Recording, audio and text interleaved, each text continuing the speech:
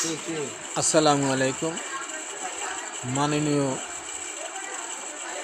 সেনাপ্রধান সাহেব, আপনি যেভাবে দায়িত্ব নিয়েছিলেন 5ই আগস্টে সাধারণ জনগণকে রক্ষা করা, মাননীয় প্রধানমন্ত্রীকে রক্ষা করা, আপনি মাননীয় প্রধানমন্ত্রীকে রক্ষা করেছেন। যেহেতু আপনার সেই গঠনমূলক দায়িত্বটা যদি না নিতেন, তাহলে হয়তো মাননীয় প্রধানমন্ত্রীর প্রাণ নাশ হওয়ার আশঙ্কা ছিল।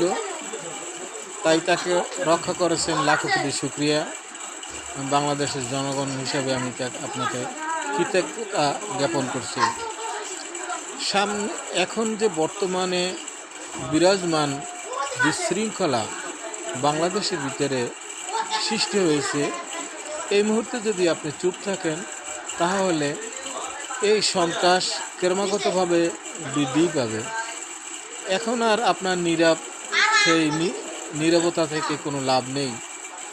আপনি আপনার দায়িত্ব পালন করুন, যেভাবে আপনাদের শপথ করেছিলেন দেশ রক্ষা করার জন্য এবং রাষ্ট্রকে রক্ষা করার জন্য এবং রাষ্ট্রপতিকে রক্ষা করার জন্য, মাননীয় প্রধানমন্ত্রীকে রক্ষা করার জন্য।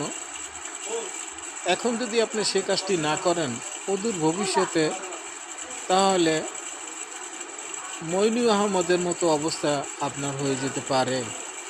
যেহেতু মানুষ হলো সবচেয়ে অকৃতজ্ঞ মানুষ, আল্লাহ তাআলা এদেরকে বিবেক দিয়েছে, কিন্তু সেই বিবেক বিবেচনা যদি সঠিকভাবে কাজ করত, তাহলে বাংলাদেশের ভিতরে আজকের এই উচ্ছৃঙ্খলা হইত না। সবাই ক্ষমতা পাওয়ার জন্য ব্যস্ত, বেকুল। যে জামাত বাংলাদেশের বিরোধিতা করছে, বাংলাদেশ স্বাধীনতা চায়নি, তারা আজকের ক্ষমতা পাওয়ার জন্য হন্য হয়ে বেড়াইছে। চরমনাই পীর সাহেব রেজাউল করিমের সেই সরোয়ার্দী উদ্যানের ভাষণ দেখলাম, তার মঞ্চে দেখলাম সারজিৎকে।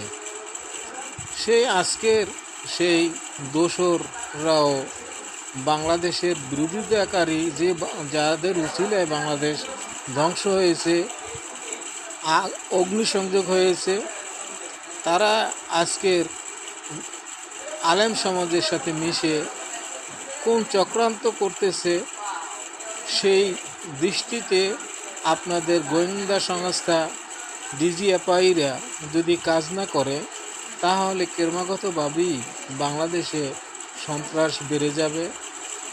আমি আশা করব যে আপনারা সেই কঠিন হস্তে সন্ত্রাস দমন করুন, না হয় এর খেসারত আপনাকে দিতে হবে, হয়তো বা জীবন দিয়েও আপনার এই খেসারত দিতে হইতে পারে।